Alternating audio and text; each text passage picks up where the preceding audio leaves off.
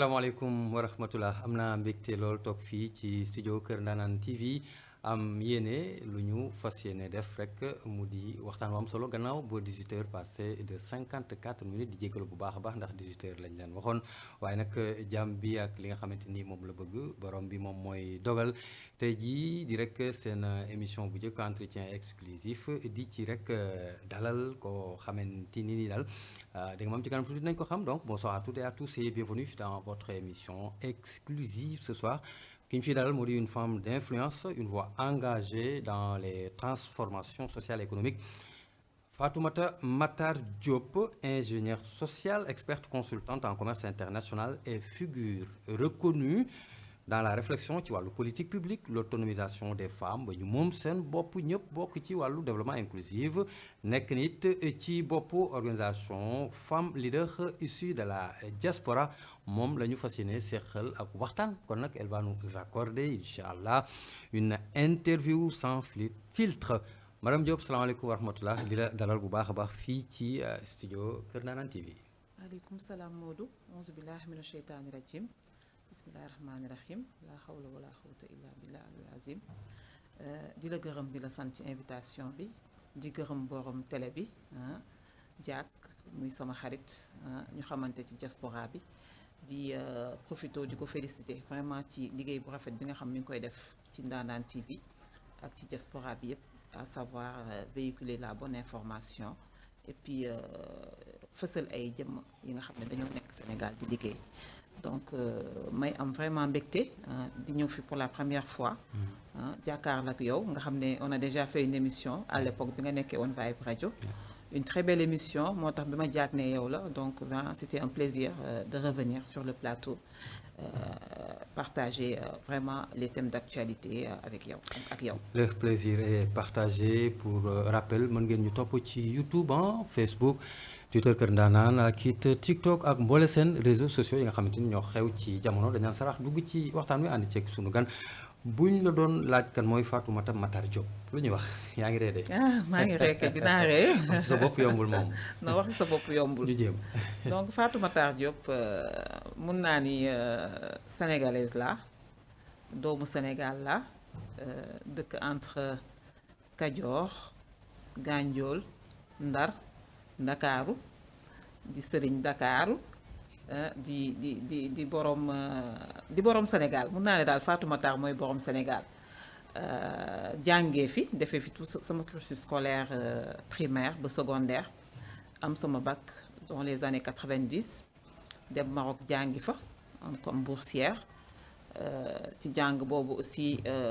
bi ma paree ma ñibbi si Sénégal quelques années 2 ans liggéey Mobile Oil Sénégal delluwaat sëyi fa def fa sama vie am fa sama njaboot nekk fa employé nekk fa employeur nekk fa femme entrepreneur nekk fa responsable dans des structures dans des cabinets internationaux donc je peux dire que entre 97 ba 2016 maa ngi woon à l'étranger entre le Maroc le Sénégal la France voilà donc je suis rentrée au Sénégal définitivement en 2016 donc 2016 ba léegi maa ngi liggéey état nekkoon aussi ci engagement citoyen yi depuis que ma nekk lycée mun naa ne année blanche bi dama bokkoon ci leader yi nga xam ne dañ ci engagé wu woon. en 88 donc bokkoon naa ci actrices yi nga xam ne ñoo doon mener grève yi dans les lycées à l'époque j'étais au lycée Blaise Diagne donc je suis de la génération des Chaka Zulu. donc génération boobu laa bokk donc engagement citoyen bi. dañoo am Pierre yow PPR. waaw c'est ça waaw maa ko mag nag grande dame la René Pierre. waaw may profité ci plateau bi jaale ko yaayam dafa ñàkk yaayam vraiment ñu koy ñaanal yàlla xare ko àjjana Firdaws. ñu ko koy jaal di ko jaay vraiment waa Dakar Plateau yëpp parce que ñoo bokk suñu Dakar Plateau. donc comme ni ma la ko waxee une femme engagée dans les actions citoyennes aussi. ma am benn plateforme de développement communautaire bu ma tuddee waa SICAP nekkoon candidate aux élections locales en 2022 pour la mairie de la SICAP Liberté nekk aussi présidente Femmes Leaders issues de la diaspora FLD donc di jàppale jigéen tout ce qui est autonomie pour la femme surtout les femmes de la diaspora ñi nekkoon à l'étranger ak ñi ñibbisi woon actuellement nii je travaille pour l'État et donc voilà macha allah waay grosso modo je peux dire que voilà. waay wax ci sa bopp moom comme ni ñu koy faral di waxee yombul. dugguñ ci actualité bi bu ma la nee Majmout Diop lu mu lay wax lu mu lay jox. waaw Majmout nag de yàlla dafa dogal sama maam la.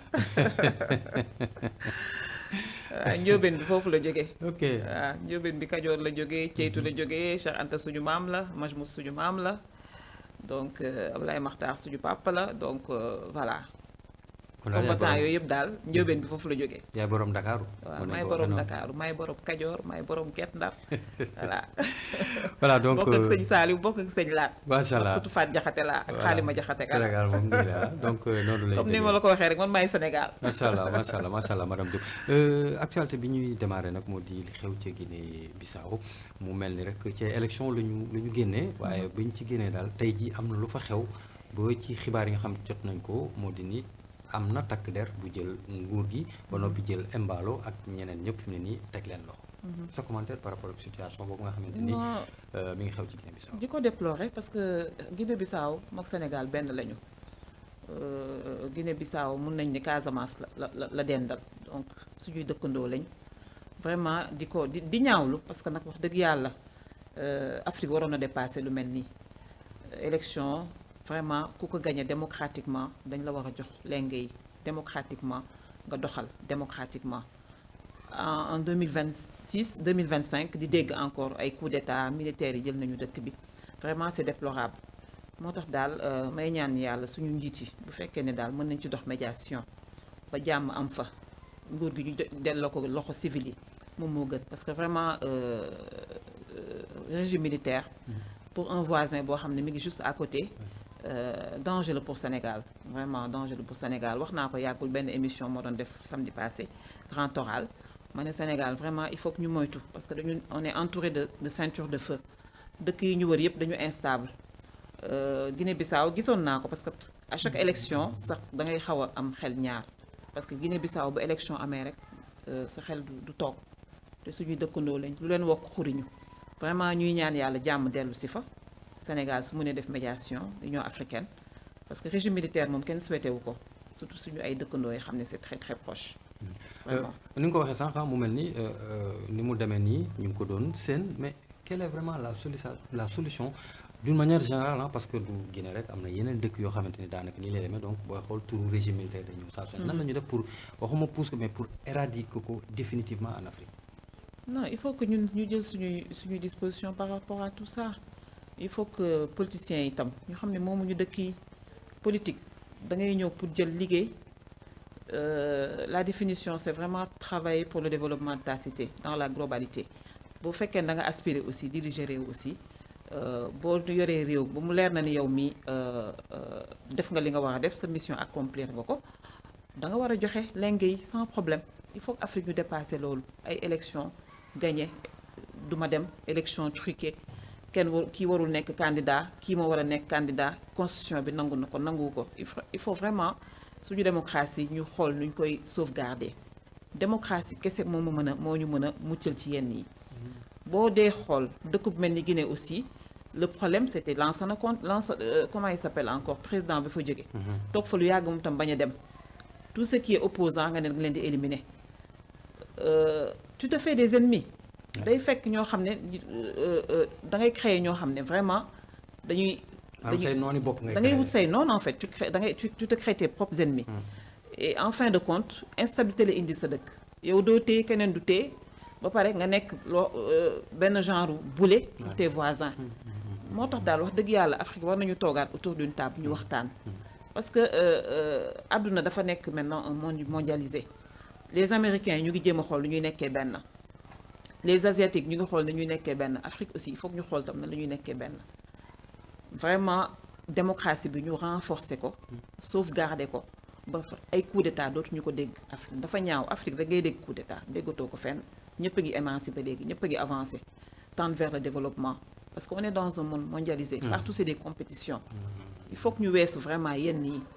xalaat focus développement focus vraiment sur la démocratie xale yi ñu jox leen héritage yoo xam ne bu ëllëgee du gis seen kaw. et puisque wax nga ko sànq ne nga Guinée-Bissau daf ñu leen wax ko xuriñu lan ngay xaar ni objectivement ci président son excellence Bassirou Diomaye Faye par rapport ak situation bi parce que situation bi sànq rek la. ah mu jël tànkam commencé médiation nu mu gën a gaawee suñu mënee wax ak militaires yi ñu wax ak ñoom suñu mënee wax mbaa la ñu wax parce que dara kii woogu fi c'est pas encore trop tard pour bien faire. Pour man Sénégal nous on est vraiment dans un dañu nekk ci sphère boo xam dafa stratégique. Donc du coup ñun ñëpp a ñu soxla. Nous sommes très convoités de partout et Sénégal dañ ko xamee médiation. lu mënti xam lu mënti xew Union africaine on fait appel au Sénégal on a une armée très républicaine et dañu am ay écoles yoo xam ne yu mel ne ay Prytanée militaire. Donc il y a beaucoup de militaires de la sous-région fi dañu jàngee donc ñoom seen bopp dañu am benn réseau xamante moo tax may naan daal vraiment ñoom ñëpp muy que ce soit les militaires que ce soit l'armée ñu jéem a activer vraiment seen service les réseaux de médiation pour indi solution nu mu gën a gaawee parce que Guinée-Bissau vraiment c'est la porte d'à côté donc bu fa instabilité amee rek mën na impacter ci Sénégal te vraiment ñun soxlawuñu loolu fi mu nekk nii. macha allah am na solo donc ñuy ñaan rek yàlla def ci ndox mu sedd na am sax dara amagu fa loo xamante ni tax na ñu koy wax waaye artu dafa baax ndaxte lépp mi ngi dooree rek dibeer bi ñu dooree seen élection yi kon nag ñu gis ni bii coog mbaaloo am na ca ba rek takk der yi ñoom it jël seen i responsabilité entre guillemets. pousse kii pousse que le daal di toog ñuy ñaan yàlla rek mu daal di seddu guy. ñëwaat nag fii ci réew mi waxtaanee ak kuréel goo xamante ni yow yaa ngi nekk ci bopp mu di FLD di organisation femme leader issue de la diaspora kon ku bokkul diaspora saa di bokk ci quoi. déedéet du noonu de. Modou ma lay d'abord pourquoi FLD. FLD ñu ngi ko naan femme leader issue de la diaspora issue c'est-à-dire soit nga nekkoon diaspora wala nga ñibbisi jóge diaspora. mais daal diaspora. waa diaspora la mais li ñuy liggéeyaluñ ko rek waa diaspora. Parce que boo nee diaspora vraiment wax seen apport bi nga xam ne am nañ ko ci développement social économique du dëkk bi déjà waa diaspora ay régulateurs sociaux lañu te ñoom ñoo xam ne même bu ñu nekkee étranger seen xel yëpp Sénégal lay nekk pour entreprendre fi Sénégal lay nekk pour investir fi Sénégal lay nekk pour seen mbokk yi nga xam ne bàyyi nañ leen foofu nu ñu leen di jàppalee ba ñu nekk vraiment des acteurs de développement donc nous c'est par rapport à ça. Ni ma koy tàmm di waxee mun naa ni FLD dafa juddu période de crise bi nga xam ne amoon na en Europe ñëpp ñàkk seen liggéey. les années 2006 8 voilà c'est ça il y avait une crise économique. góor yu bari ñàkk seen liggéey. Une crise réelle wala une crise provoquée? Non, en fait c'était une crise réelle Okay. C'était vraiment une crise économique réelle. Il y a liggéey Parce qu'il y avait amatul. des pays comme Italie yoo xam ne Italie par exemple, Grèce, tout ça, voilà, Mm. c'est soi-disant petits pays qui Ouais. ne sont pas des petits pays. D'ailleurs, ils se sont rattrapés sur le plan économique. Effectivement. Jamono boobu ñu bëri dañu commencé woon ñàkk seen liggéey am góor yoo xam dañuy ñibbisi woon sax Sénégal pour investir parce que amatuñu woon liggéey au lieu ñu toog foofu ils se sont dit dañuy jéem a ñëw investir fii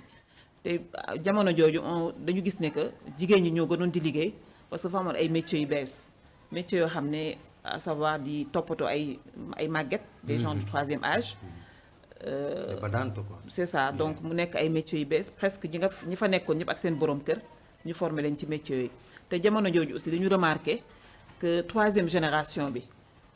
ñi nga xam ne ñoom la seen parents yi njëkk ñëw parents yi bu ñu daan ñëw généralement Modou la ñuy nekk mais am ay doom yoo xam ne jàng nañu jàng yu poussé def des études poussées am yenn diplômes yi aussi doon liggéey ci dëkk yooyu amoon double nationalité. Pays aussi ñu tegoon des genres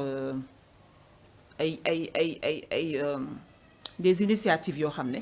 dañ leen di aider pour ñi nga xam ne dañu bëgg investir seen dëkk pour que ñu organiser ko. Accompagnement voilà lu mel ni FAISE lu mel ni Place et Prix au niveau de. FAISE bu soxna naata woon. bi soxna naata yoroon. Place et Prix c'était benn outil de financement aussi pour accompagner waa diaspora Italie. C'était microfinance lañ ko defoon ambassade Italie nga doon jëlee financement bi. Donc il y a beaucoup d'outils yoo xam dañ ko génne woon pour vraiment accompagner les acteurs de la diaspora dont les femmes. Même je me rappelle à l'époque FAISE bi dañu jëloon tam benn montant yokkal ko que pour les femmes. Léegi ñun ñu gis ne ñun ñi nga xam dañu ñibbisi woon à l'époque dafa bëri woon ñoo xam ne dañu bëggoon am accès ci outils yooyu mais duñu xam fu ñuy jaar. Financement bi ñun ñu defoon parcours bi xam comment ça se passe. Léegi on s'est dit au lieu ñuy toog di garder pour ñun on va essayer de voir lan la ñuy teg déjà jigéen ñi léegi dañu bëri ci diaspora bi xale yi ni ma la ko waxee sànq troisième génération bi jàng foofu. am xam-xam intégré nekk vraiment des cadres. nekk ci des spécialistes en tout. donc ñu jéem a xool ñoon nañ leen di copter aussi ñi nga xam dañ fa nekkoon bëgg ñibbisi investir seen dëkk ñu xool nañ leen di tegee benn cadre boo xam ne on va les accompagner déjà ci dëkk yi ñu nekk ak bu ñu ñëwee Sénégal nañ lañ leen di gunge donc mën naa ne FLD ci loolu la judd. Donc il y avait un symposium des Sénégalais de l'extérieur qu'on avait organisé à l'époque quand Wade était là. Ci symposium boobu daal la ñu gisee quand on a fait à Dakar quand on a organisé le forum on s'est dit vraiment que les femmes maintenant sont devenues une force incontournable. Donc du coup il faut que ñu jéem a xool nu ñuy exploiter ces femmes là qui sont nañ leen di accompagner ba vraiment ñu nekk des vraies actrices de développement. Voilà moomal seen bopp autonome participer ci développement dëkk bi dans le formel parce que il y a beaucoup de choses qui se faisaient dans l'informel. Donc on s'est dit vraiment on va les accompagner donc mun naa ne FLD ci loolu la judd donc voilà sur ça Ndioro Ndiaye orienté ñu parce que à l'époque moom moo xalaat moom moo am idée bi ne ma femmes yi organisez-vous man j'ai fait une conclusion ci forum boobu sama conclusion yi nag. forum de Dakar waaw non forum des Sénégalais de l'extérieur. Conseil des Sénégalais de l'extérieur on l'avait fait au King Fahd. À l'époque ki Ngoné Ndoye moo doon ministre bi la Rufisquoise j'en profite maa ngi dëkkam ziar ko Ngoné ku baax vraiment yàggul ministère des Sénégalais de l'extérieur mais elle a fait un travail extraordinaire ci petit passage boobu mu fa jaar donc ma koy delloo njukkal vraiment une grande dame voilà donc ci loolu la FLD juddoo Ndioro moo ma approché ne ma man sa recommandation yi nga joxe dama bëgg nga jëmmal ko commencez par vous organiser voilà moi je vous accompagne moom ci boppam moo nekk suñu marraine gunge ñu ba ñu taxawal association bi mu orienté ñu vraiment vers des créneaux yoo xam ne mën nañ ko exploiter pour que sénégalais yi diaspora yi gis seen bopp. am na solo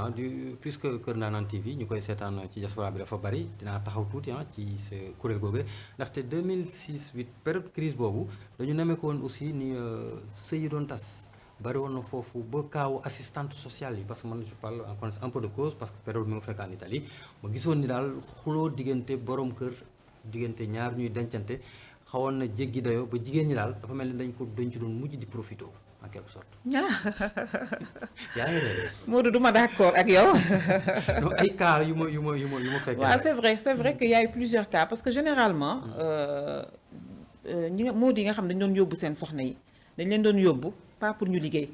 parce que à l'époque comme ni ma la ko waxee avant crise bi góor ñi ñoo doon liggéey di indi ci kër yi mais xam bu ñu demee ba xam nga góor yi seen mënatuñu jigéen ñi tam commencé nag léegi bëgg jël seen indépendance te dañuy wuti liggéey comme ni ma la ko waxee dafa amoon ay nouveaux métiers yoo xam ne soxlawul woon vraiment ngay def des études poussées dañ lay defal juste une petite formation ay gérer ay mères yu màgget waaw horaire yi taxul woon bëri donc du coup comme ni nga ko waxee effectivement sëy yu bëri yëngatu na woon parce que Modou yi mënuñu woon concevoir seen jabar yi di génn ci kër yi dem liggéeyi ba pare di yor kër gi loolu moom je sais que problème la woon parce que daan naa ci waxtaan ak ñoom est-ce que réellement c'était que Modou yi maanaam dañ doon chaîne comme ni nga koy faral di waxee seen i soxna di dem di wuti di ci kër gi est-ce que réellement c'était ça non lu bëri nag loolu la parce que man dama doon waxtaan ak góor ñi man xam nag góor ñi samay xarit lañu donc dama doon waxtaan ak ñoom la plupart du temps c'était ça parce que c'est pas évident góor nga tàmm yor kër nga toog ba mënatoo sa soxna war a yor kër gi yow li soxna si waroon def yépp yow nga ko war ko def parce que xam nga soxna si bu nekkee ci kër gi mooy déjà en Europe da ngay am problème pour am jànk li am Sénégal amu fa donc yaay ménage yaay defar kër yaay toppatoo borom kër gi yaay togg yaay yóbbu xale yi école donc bu fekkee ne da ngay liggéey yaay dem supermarché nduggi xam nga góoru Sénégal moom baax nañ loolu seen dépense mat na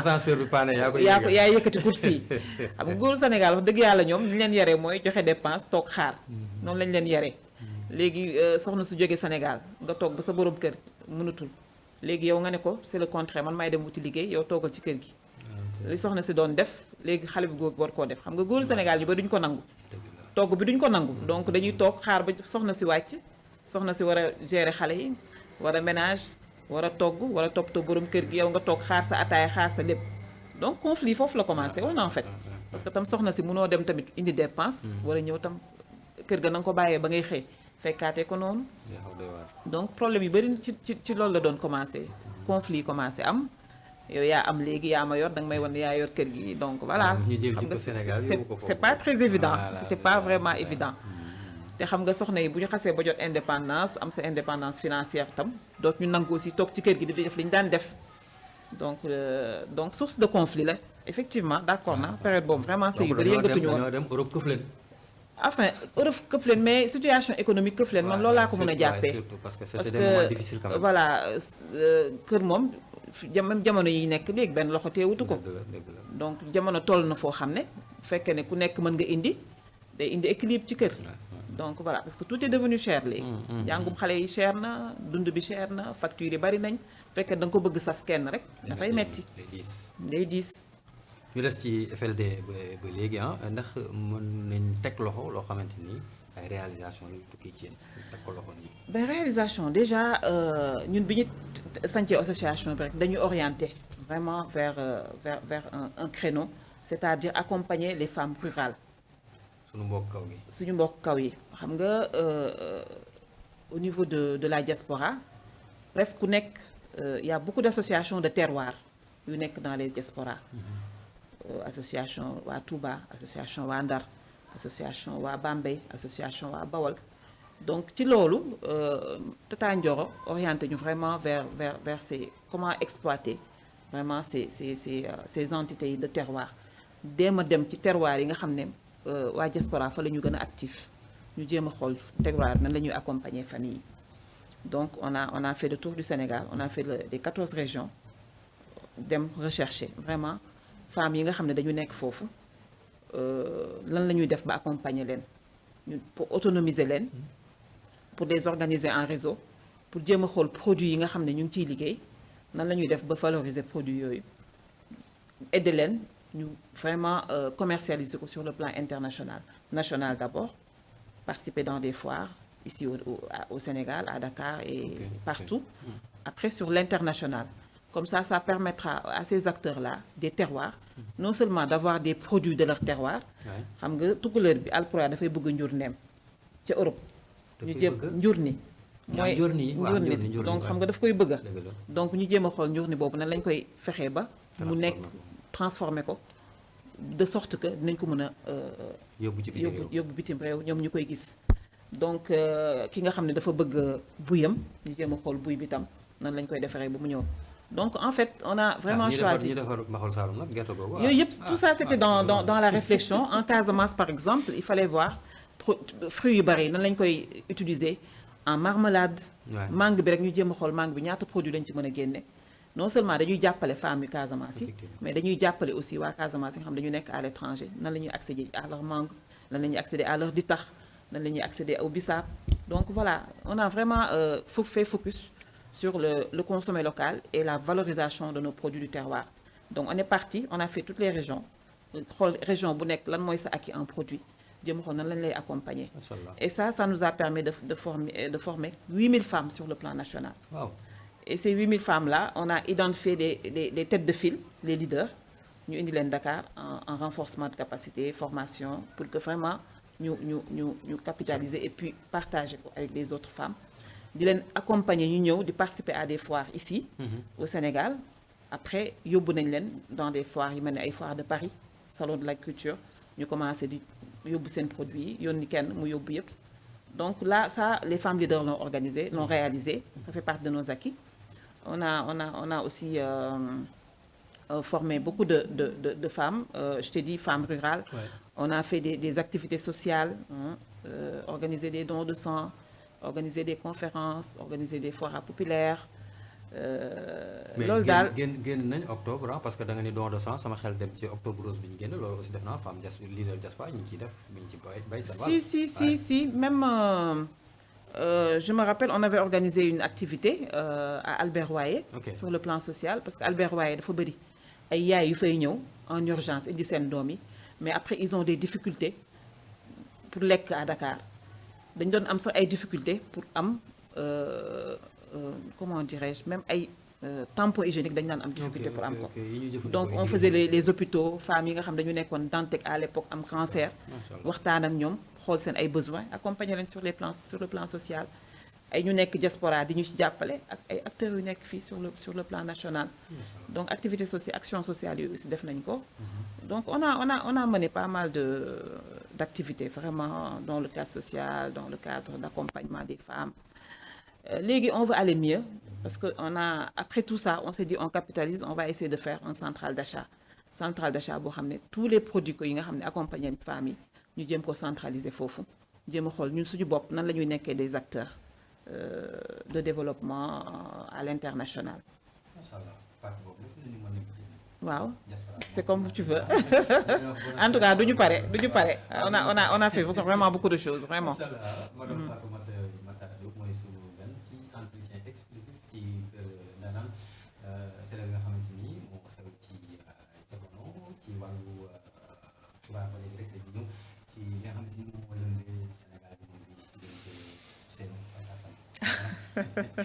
jégal ma maanaam Bassirou Diomaye Faye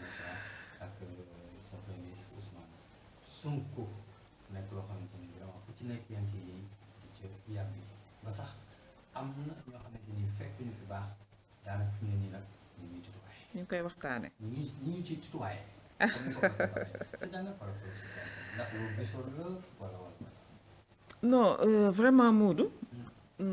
c'est vraiment quelque chose que nous déplorons. Parce que au Sénégal dañu xamee vraiment lépp dañ koy waxtaanee biir kër gi. waxtaanu nekk dafa am yoo xam ne wax dëgg yàlla loo politique am na waxtaan boo xam ne dafa war a yem biir nekk. ñun Sénégal dañu naan sax dañoo hypocrite parce que dañu jàngal masla man sama doom bu góor dafa ma naan nama vraiment suñu masla à la sénégalaise bi ça c'est de l'hypocrisie yow da ngay mer bu nit ñi ñëwee sax nga wane ni ko yow meroo. waaw te loolu je crois que dafa bokk suñuy valeur ak suñuy vertu sutura te foog naa li yëpp bu génnee ci table bi parce que dafa am ku génn wax te man Modou dama bokk ci ñi nga xam ne man dama fonk république fonk charte pour man république du ñuy salfaane donc même bu fekkee ne da ngeen ñoo jaay Sonko mooy Diomaye mooy Sonko mais il faut vraiment que ñu respecter république bi bu ñu jógee ba àdduna di ñu waxtaanee comme tu as dit ay télévision étrangère di wax ci Sénégal di ñu ree di ñu saboter donc loolu vraiment du loo xam ne daal dañ koy rafetlu moo tax daal bu doon sama sago daal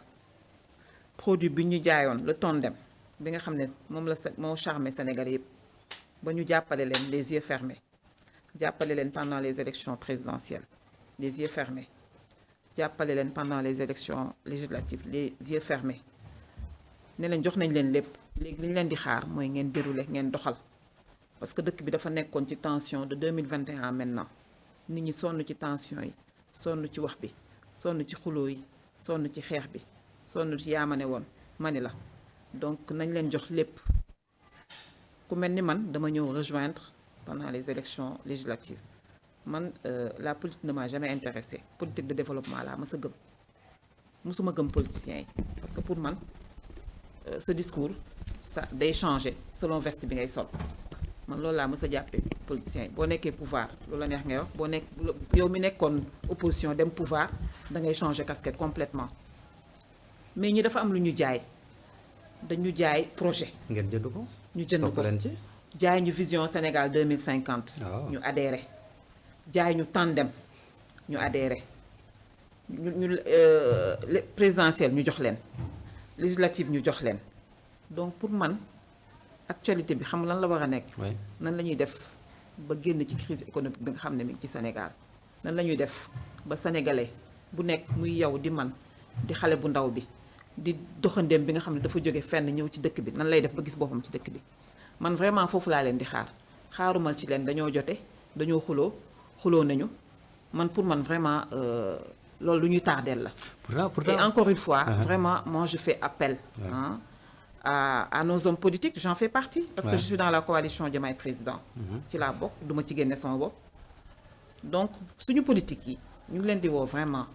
ñu respecter république bi respecter sénégalais yi xam ne ñun faluñu leen pour di leen àtte xeex faluñu leen vraiment pour di àtte teesante dañ leen fal pour ñu liggéeyal Sénégal dañ leen fal pour vraiment man xëy na sama wàllu wees na mais xale yi nga xam ne dañoo suscité woon un espoir sur ce tandem suscité vraiment lu yaatoo yaatu ci projet bi toog di xaar nañu rus xale yooyu seet ci ñoom ñu jéem a xool nan la ñuy fekkee ne dañoo xuloo ñu juboo ne serait-ce que pour le Sénégal pour le bénéfice du Sénégal parce que L'intérêt du Sénégal, tandem la ñu quoi. jaay Tandem la ñu donc jaay. tandem la ñu jaay na tandem bi fexe vraiment ba ñu nekkaat benn pour vraiment le bénéfice du Sénégal. mais yéen aussi bi ñu leen di jaay tandem te am tandem yu fi jaar. xalaatu leen woon ni la fi jaaroon la wax ñooñu mën na leen xuri ba ngeen nangu tandem bi. ndax am lu fi jaaroon ah. mais Modou ñuy jaay ñu tandem rek dañu jaay la politique autrement jaay ñu anti système nañu li fi nekkoon doot fi amati. mais ci njëlbeen xamoon ngeen ni anti système mënta ànd ak système te ñoom ci seen conférence des leaders yooyu ñu daan def da nga daan gis système ak anti système ci banc bi du ma tudd tur mais noonu la daan demee. non tu sais man anti système man selon moi c'est pas parce que da nga àndoon ak Macky Sall que tu es du système man loolu laa gëm parce que man Fatoumata kenn mënu maa changer ci yar gi ñu ma yar ci valeur yi ñu def ci man ci vertu bi ma mën def ci man c'est pas parce que dama ànd ak Macky Sall que du ma nit ku baax. C'est pas parce que ñu doon ànd ak Macky Sall que dañu nekkoon ak Macky Sall que c'est pas des patriotes que bëgguñu Sénégal. que bëgguñu liggéeyal Sénégal. xëy na circonstance moo def ñu changer veste mais man munoo yow Modou munoo waat ne que ñëpp ñu ànd ak Macky Sall que ils ont les mains liées. que sàcc nañu wala fen nañu wala luubal nañu. yàlla rek a xam kenn mënu ko waat yàlla rek a xam c'est pas parce que man je suis anti-système que man au fond. parce que yàlla rek moo xam allahuma alam yàlla moo xam ay jaamam man du ma juger kenn aw ma droit juger yàlla suñu borom kese moo am droit juger aw ma droit ne kii sàcc la dara leeruma ci jàpp ma ko la main dans le sac donc man mënu ma ne kii système bi la kii du système bi kii anti système la pour man daal valeur vertu bu nekkee ci yow mun ngaa yor lépp lu nekk Sénégal. dafa mel dafa xaw a sooxe Sénégal nag loolu nga wax noonu. waaw malheureusement mais ñi dañu jaay kat bu ñu ñëwee léppay changé. dañu jaay kat bu ñu ñëwee léppay changé. avant ñoom am na ñu daan jaay te bu ñu ñëwee dañuy gis ni dañu def. mais du benn vraiment du benn parce que ñi dañoo toog 10 ans quand même xeex bu méttee métti mu jaral leen lu ne. ñi ñàkk seen liggéey ñii sëy yi tas. kër yi tas ay ñu bokk ndey ak baay tas. parce que kii APR la kee Pastef la lu fi musul am aussi am fi. dans toutes les maisons c'est deux tendances soit da ngay far Macky Sall wala nga far ak Pastef loolu lu musul am bari nit ñi def politique gu xol jël yëf yi def ko seen xol di xuloo et mu nekk du sérieux plateau yi di tas lu ne xew fi donc lu ne def fi xew en 2021 maintenant donc ñun mënuñu on peut pas revenir en arrière il faut qu'on avance dem ci kanam il faut ñu jëm ci kanam mais ci seen jafe-jafe boobu gis nañu am na ñaari turu soxna yu ciy génn mu di Aïda Mbodj ak Aminata Touré naka ngay analyser seen position ku leen tudd tooñ leen ah déet waay. ku leen tudd kii ñëw ni man maa ànd ak kii ñëw ne ànd ak kii nga nag ku leen tudd toon leen ma mais nañ leen tudd Aïda Mbodj ko xam ne politicienne la Aïda nañ leen Mbodj ko tudd xam ne politicienne la nañ leen tudd de non warul leen tudd nañ leen tudd ku nekk dañ laa jox liggéey te liñ la diri loolu nga def faaw ñu tudd leen nag Aïda dañ ko dénk ab dañ ko ne changer coalition bi tuddee ko beneen tour parce que Diomaye li amatul Diomaye président amatul liggéey loo ko ci beneen concept Mimi Touré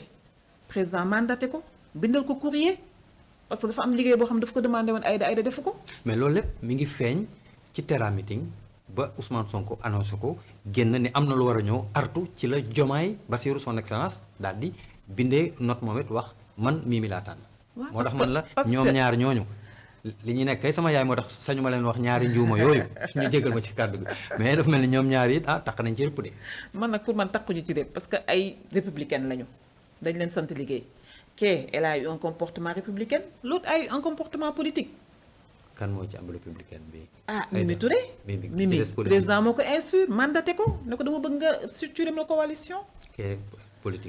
politique. parce que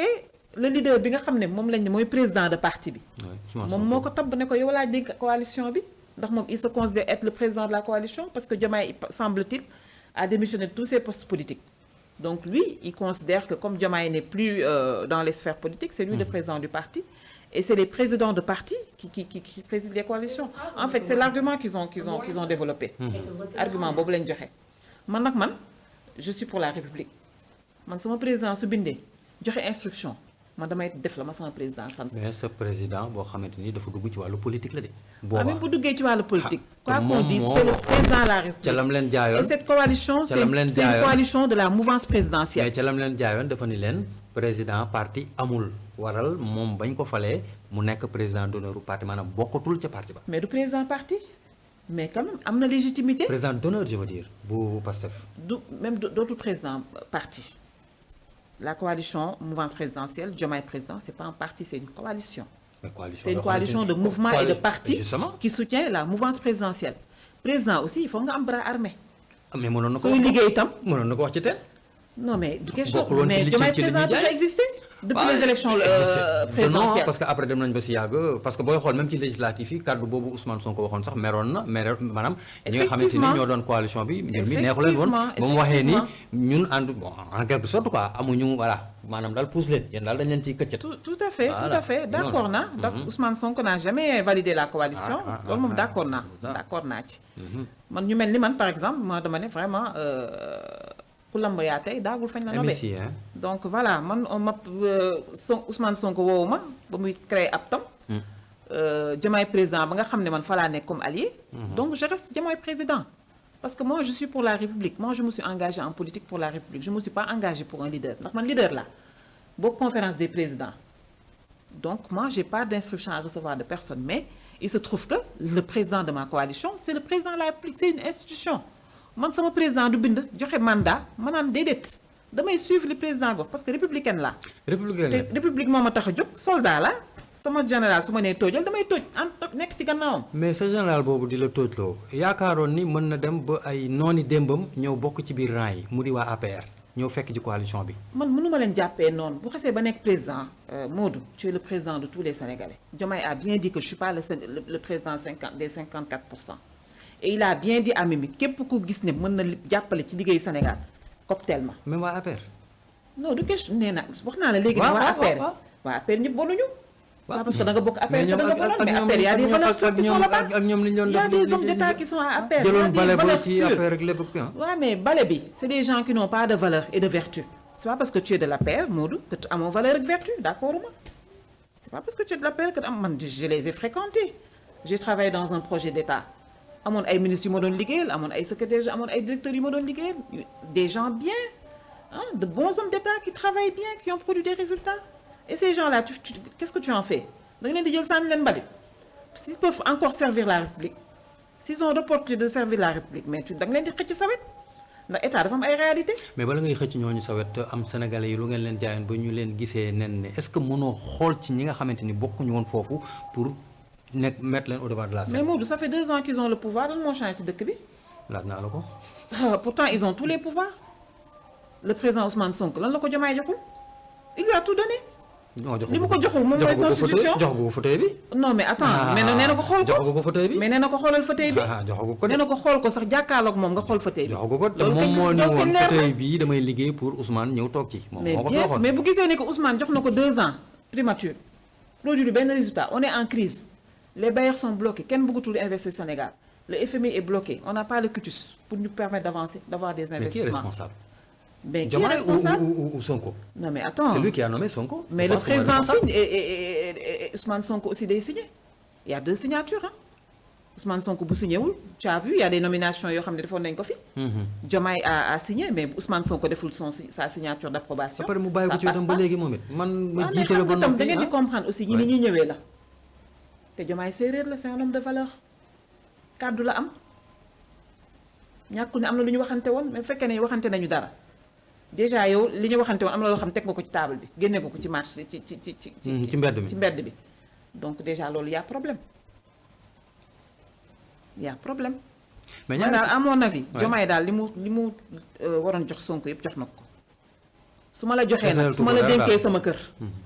gis ne kër gi moom dara puusoo paasoo dara changé wu fi damay xoolaat nag sama taxawaay xool du may organiser waat sama kër ba vraiment waa kër gis seen bopp man loolu laa gis. am na solo mais ñaari coalition yi bu Diomaye ak bu APT bi nga xamante ni bu mooy bi Aïda Mbodj war a jiiteelu Ousmane Sonko yaakaaroon ni bu ñu demee ba saa ñoom ñaari coalition yi sax nañ nax saay ndaxte li ñu leen di déggee ak yi ngeen def dafay dem ba parce que fi Sénégalais yi toll la. duñ dem ba naan sax ñii vraiment ñi ngi rompale comme ni ñu koy faral di waxee. man de li ma gis maanaam doon bëgg ndam ba am ci maanaam ñàkk complètement. non man de wax dëgg yàlla li ma gis mooy daal bu fekkee ne ñoom ñëpp Sénégal a leen ñor parce que crise bi ñu nekk nii gis nga Guinée Bissau ñoo yokk ci. Mali à côté tam mi ngi nii di yëngatu. surtout Mali ma ne ko Mali ngi yëngatu. Mali ñu ngi koy jaaxaane rek de. Guinée mi ngi avancé. Côte d'Ivoire mi ngi avancé. Burkina yëngatu na. Niger yëngatu na. Sénégal nag wax dëgg yàlla su bëggee avancé politiciens yi dañ leen waxtaan nekk benn. pour man yéen politiciens yi waaw ñun politiciens yi génneewu ma ci sama bopp waaw génneewu ma ci sama bopp man daal li ma gis Modou mooy apte na ñëw fekk ci Diomaye président parce que nag yàlla Diomaye la fi teg mooy président de tous les Sénégalais c'est pas le président des 56% ni des 54%, c'est le président de tous les Sénégalais ñoom ñëpp Diomaye mooy seen baay en politique c'est le père de la nation mooy sama baay mooy sa baay c'est le père de la nation bu papa wootee pour kër gi juboo da ngeen war a ñëw yéen ñëpp ngeen juboo liggéey réew mi papa kontaan bu ëllëgee Sénégalais gis seen bopp man loolu laa gis nañu ñëw parce que Diomaye Pastef la Diomaye président réew mi leen tax a jóg Sénégal la ñu bëgg a liggéeyal ab tam nee na Sénégal la bëgg a liggéeyal projet bi bu ko Diomaye jummalul du dem mais donc ku gëm projet bi bëgg Sénégal avancé da ngay ñëw topp ci gannaaw Diomaye moom la fi yàlla teg déjà am na ñu muy seetaan nee nañu projet moom gëmuñu ko dañ daan dégg projet rek mais apte ak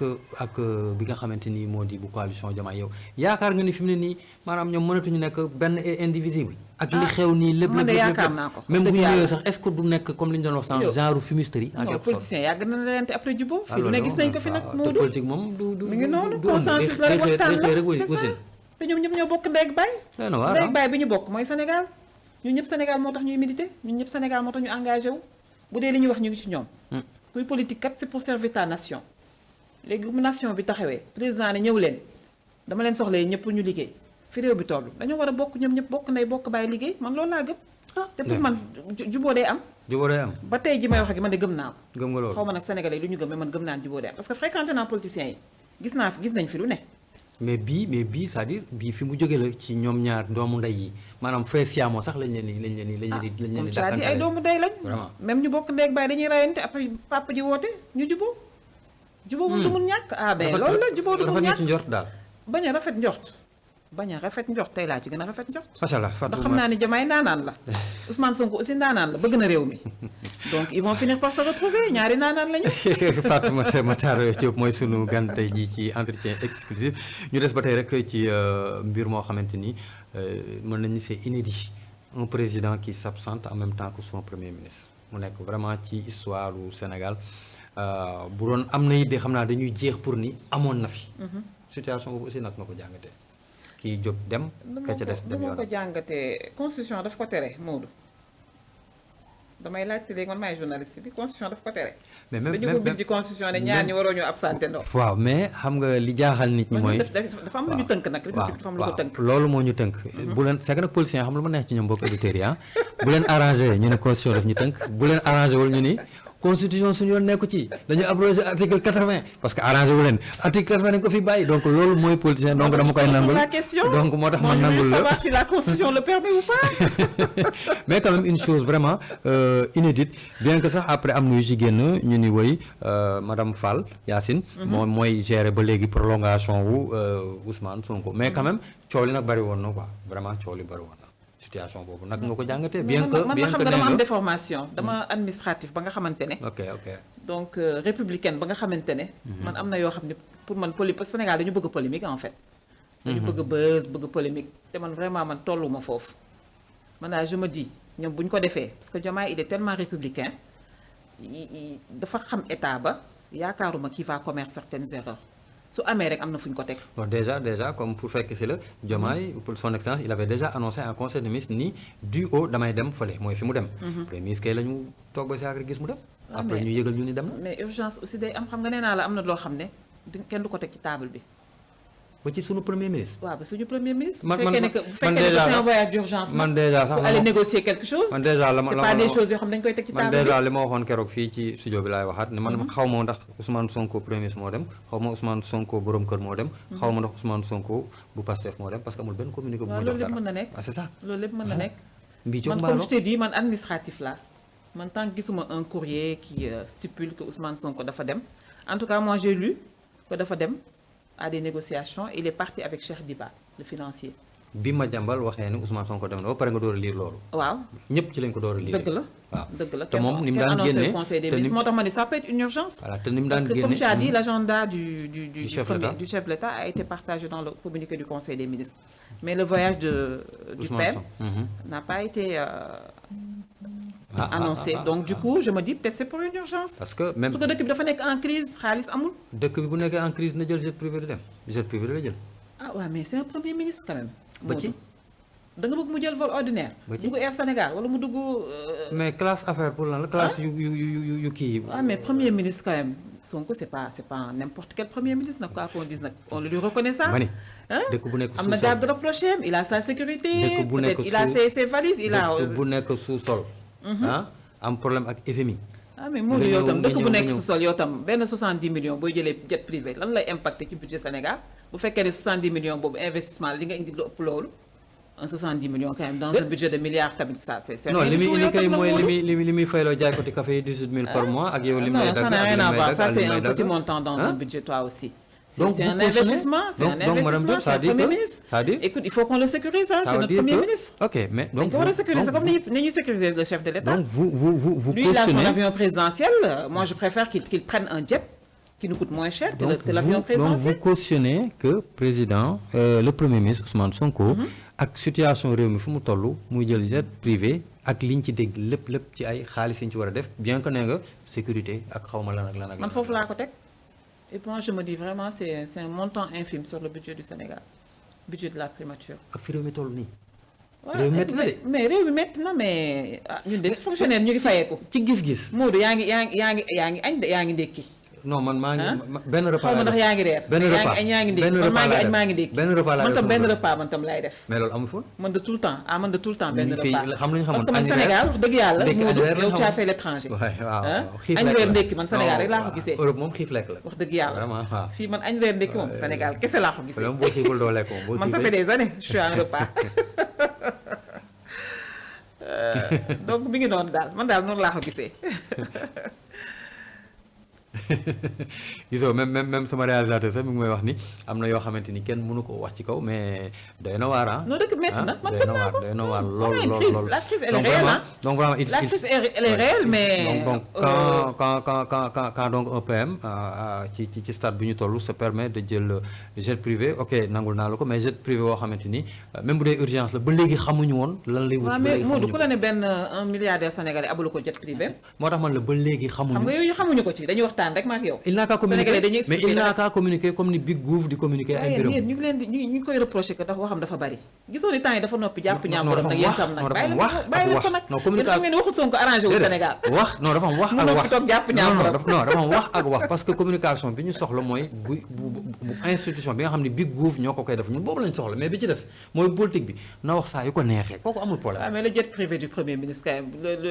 le Gouv a besoin de faire un communiqué pour ça yow tam nag Modou nag arrêté nag yéen tam nag bàyyi leen yi ngeen di def nag. déet man kat du man de Sénégal bàyyi leen populisme bi nag Modou. déet populisme kay ñoom ñoo ko fi indi. non bàyyi leen populisme bi ñoom nag ñoo fi indi li nga xamante ni moom moo di populisme bi. ba tey rek ñu nekk ci seen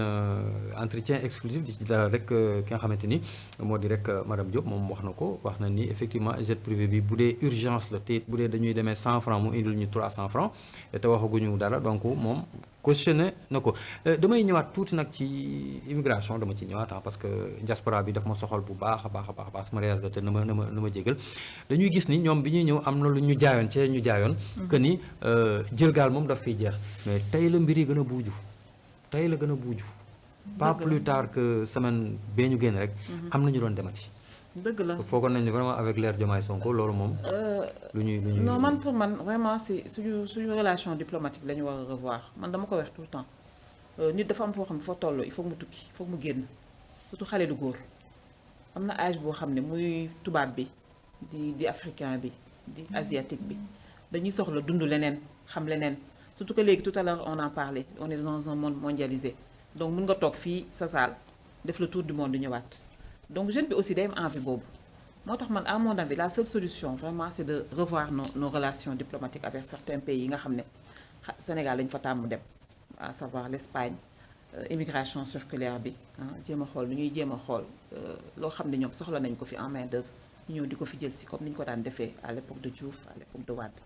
pour man foofu la ñu war a focaliser wu parce que xale yi tukki la ñu soxla en fait du dem wuti mais du ñëpp ñoo am objectif dem wuti xaalis parfois ils ont envie de sortir du pays dund leneen li ñu gis ci internet bi dem découvrir aventure voilà kumpa découvrir génn Sénégal da nga koy soxla ñun ñi dëkk Sénégal sax dëkk Dakar léeg-léeg da ngay am envie dem Saly wala nga am envie dem Ndar génn tuuti Dakar mais immigration circulaire boobu yaa ko wax ak li xewoon Baos titre la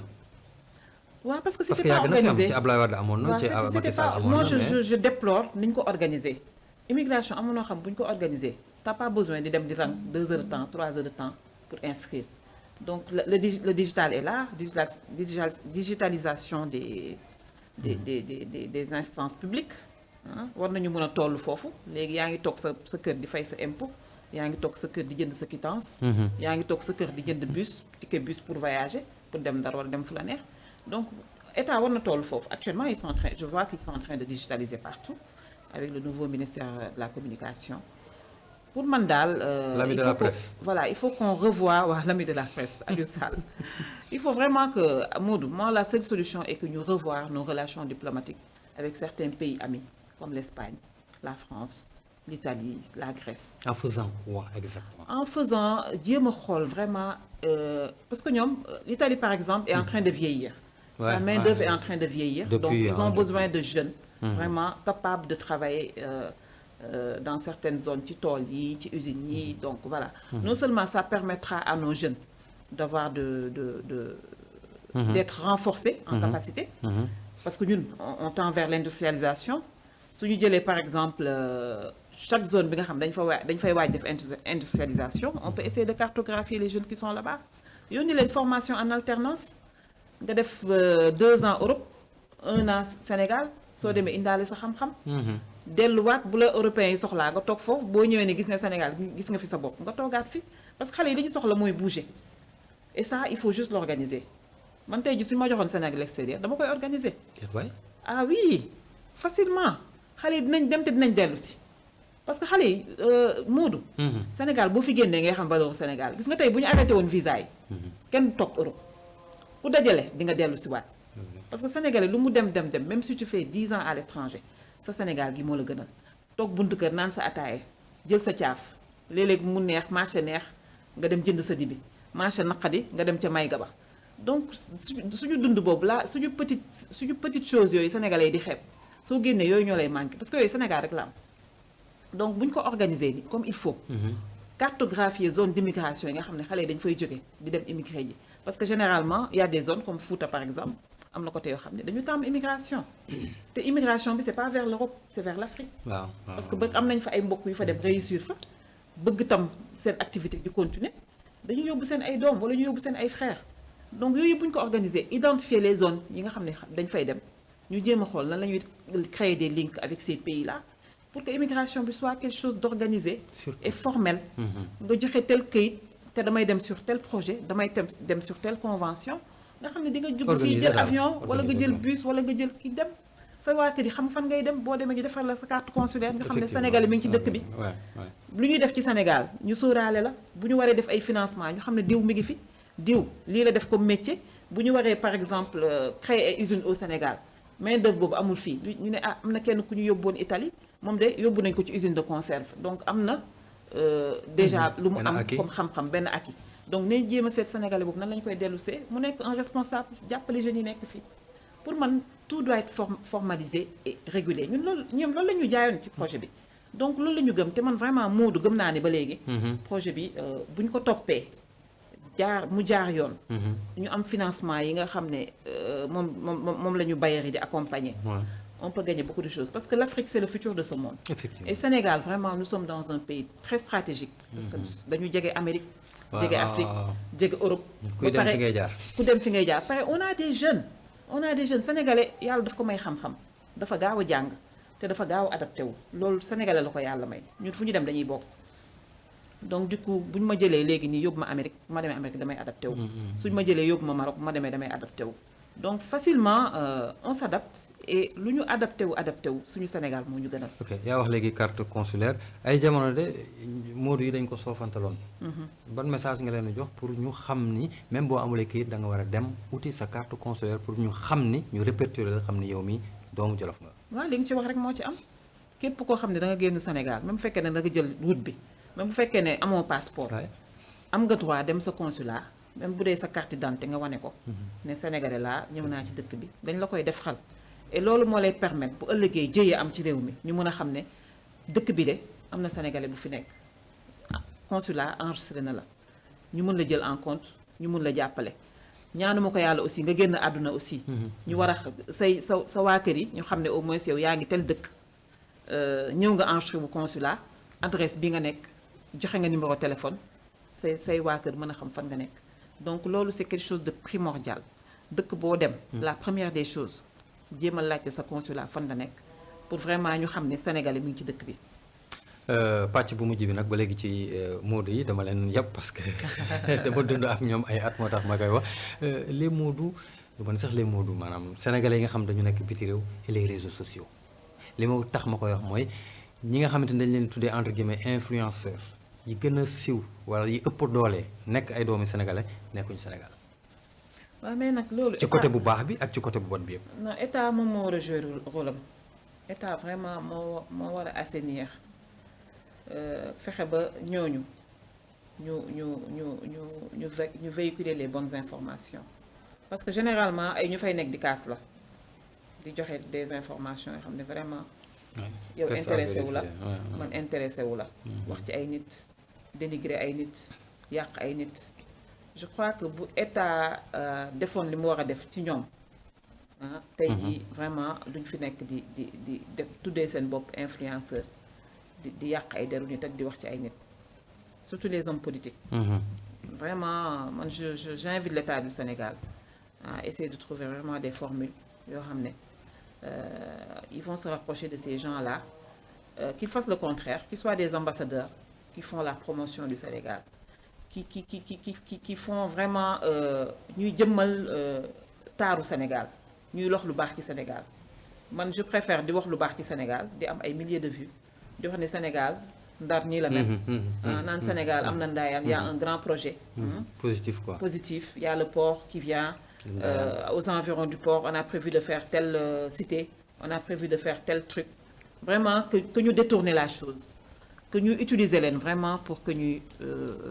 def la promotion du Sénégal au lieu que du Sénégal le Sénégal des valeurs le Sénégal des vertus le Sénégal vraiment de lekk gu neex gi ambiance bu neex bi suñu plage yu rafet yi nga xam ne moo tax européens yi di buuxante di jël avion di ñëw 9 mois naaj tu vois pour man il faut que ñu récupérer leen ñu nekk des ambassadeurs vraiment du bon Sénégal. Et maintenant quel message souhaitez-vous adresser aux Sénégalais ak Sénégalais surtout diaspora bi encore une fois.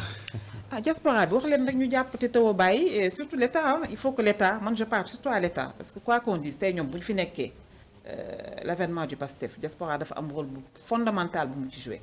parce que ba ñëpp arrêté tay yi sonn ñoom dañoo continuer xeex bi continuer combat bi def ci seen alal def ci seen lépp. Donc il faut que l'État bàyyi leen xel à savoir en quoi faisant intégrer leen vraiment dans le dispositif organisationnel intégrer leen vraiment dans les instances de décision diaspora député doyul diaspora DG doyul nañu jël il y a des compétences yoo xam ne diaspora rek nga koy amee essayons de faire une cartographie de vraiment des comment on appelle ça des compétences de la diaspora muy li nga xam ne dañ ko nar a def plus tard dans l'industrialisation nous sommes un pays de pétrole et de gaz on a besoin de compétences sur le pétrole sur la chaîne de valeur et so dès maintenant ñu identifier par exemple au niveau des consulats ñu organiser des rencontres avec la diaspora ne leen dañu ñëw tey pour xam yéenay kan ban compétence ngeen am ñëw projet yi nga xam ne futur en perspective am nañ ko pour le Sénégal ñu tegal leen ko ñu gis ci seen bopp les projets d'habitat là ay SNHLM tout ça ñu jéem a xool nu ñu leen ci intégré ba ñu am ay kër facilement bañ a bàyyi benn samba booy organiser benn coopérative am ñu koy verser xaalis mu xëy tourner leen détourner xaalis def ko à d'autres fins il faut que état intégrer leen ci loolu déjà ñu boole leen ci instance de décision yi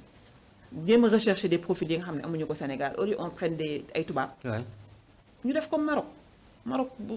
ba ñuy defar seen port bi dañoo ñi nga xam dañu am double culture nañu ñëw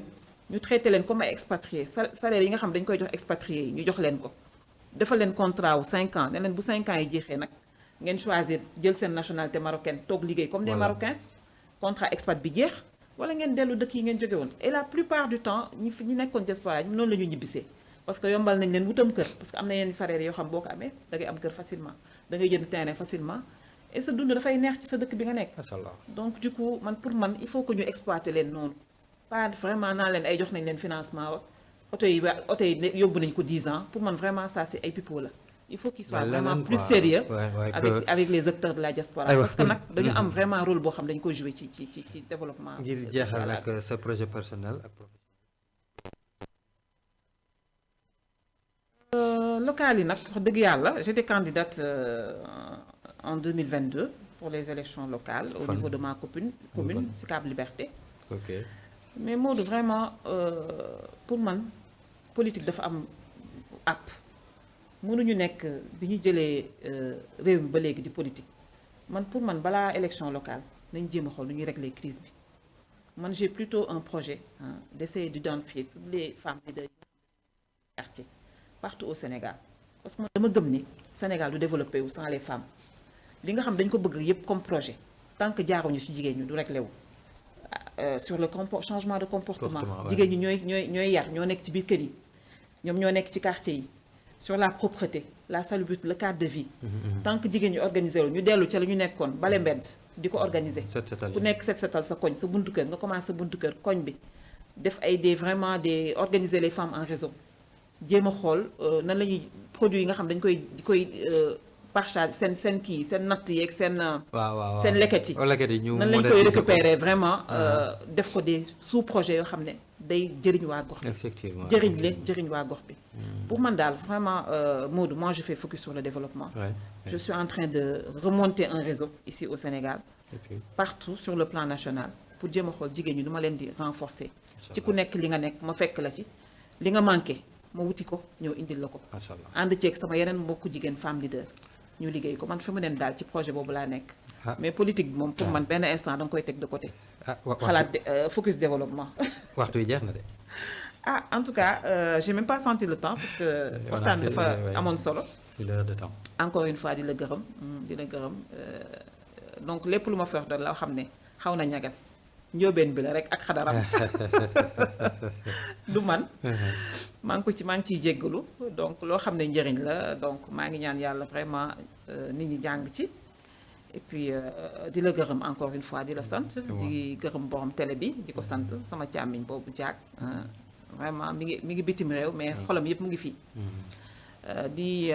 ñaanal waa diaspora ñoom ñëpp ñi nga xam dañu am aspiré au retour yal na yàlla yombal seen projet ñoom ñëpp ñu dellu Sénégal ñu ànd ñun ñëpp liggéey Sénégal parce que ñun ñëpp Sénégal moo ñu ñor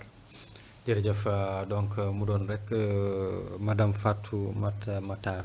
Diop j'ai bien prononcé le nom Fatou Makhtar Diop Fatou Makhtar Diop surtout Majmout Diop waaw borom Ndakaaru dëgg la moom lañ fi dalaloon di seen premier numéro entretien exclusif seen xel Modou Fall doon leen ko dégtal fii ci Kër Ndanane TV di leen jox dig daje incha allah ci rek jamono yi ñu daal di dëgmal di jaajëfal bu baax a baax ñi nga xamante ni ñoom ñoo nekkoon ci régie bi